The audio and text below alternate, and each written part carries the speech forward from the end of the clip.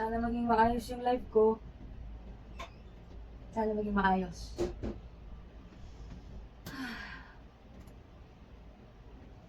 3, 2, 1, and... Hi everyone! It's your girl again, Isa Alcazar. So, nagtataka siguro kayo bakit why of the sudden na bigla akong nag-live. So, gusto ko lang i-check yung mga followers and fans ko na nandito and mga sumusuporta sa akin. So, hello po sa inyo. Gusto ko malaman yung thoughts ninyo or inspiration ninyo or naging motivation ninyo para ipagpatuloy yung buhay. So, sakto meron tayong early bird. Sabi dito ni Irish4166. So, galing to kay Irish4166. Hello Irish, shout out sa'yo. Sabi ni Irish, hindi dapat minamadali ang bagay dahil buhay ay hindi karera. So yes, tama. Buhay ay hindi karera. And it also takes time for us to breathe and to do the things that we really love, di ba? So, hindi naman sa isang iglap, nandun na tayo sa bagay na hinihiling natin or pinagpaplanuhan natin. So, it really takes some time and efforts para makuha natin yung mga bagay na yon. So, basa naman tayo ng next comments. Thank you, Irish, for your wonderful inspiration. So, thank you so much. Ang next na comment ay...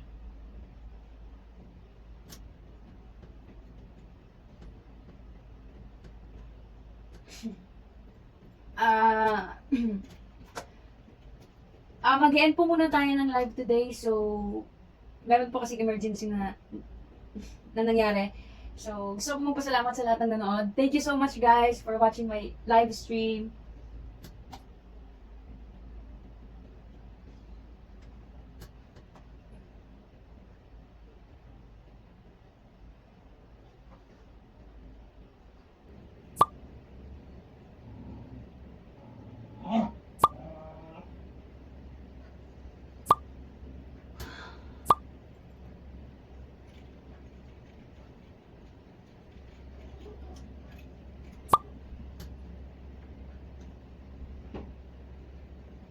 Hindi yun yung point, Ben.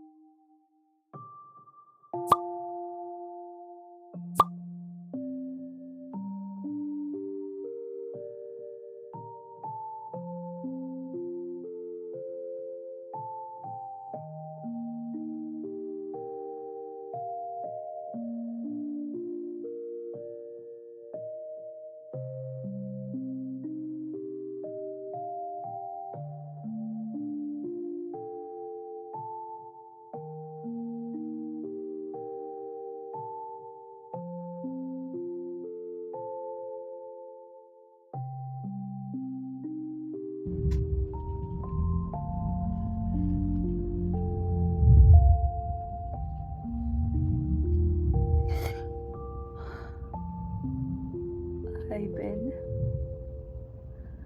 This is Esa. Gusto ko lang malaman mo na ayoko na ituloy lahat ng to.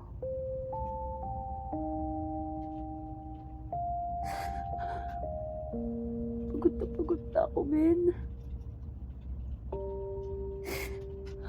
It's because of my one mistake. Parang yun na lang yung nag-iwang marka sa mga tao.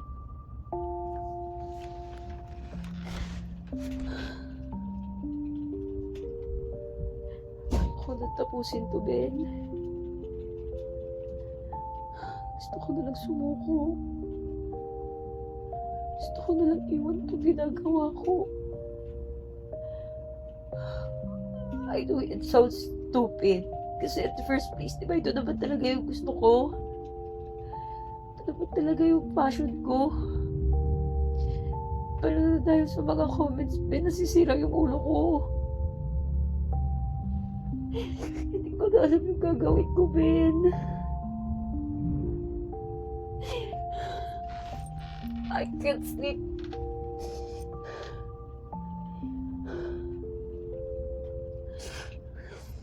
Goodbye, Ben.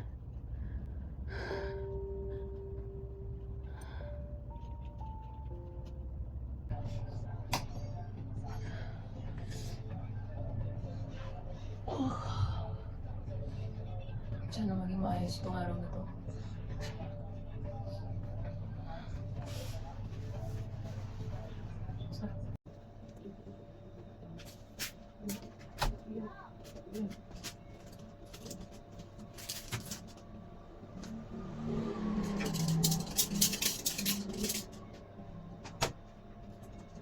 Liebe Katrin, you're beautiful. That ring in your nose is not. Take it out. LOL. Tattoos are so skanky. It's humorous watching all these people follow this little ignorant trend that destroys their appearance. LOL. I hate tattoos. Tattoos are disgusting. It's like spraying graphite on a church to me. You're an ugly woman. Lots of tattoos means lots of insecurities, sadly. You know what? They have nothing.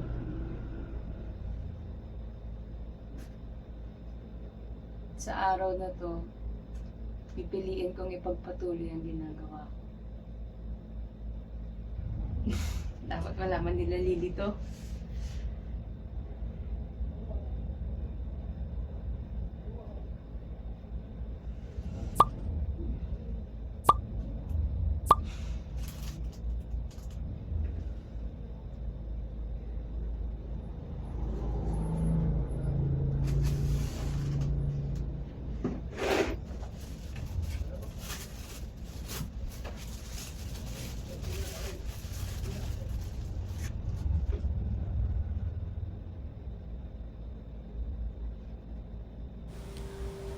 I used to think that one mistake could define me.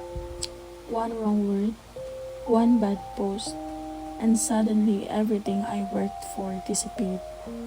The likes vanished, the followers turned into critics. The silence was loud.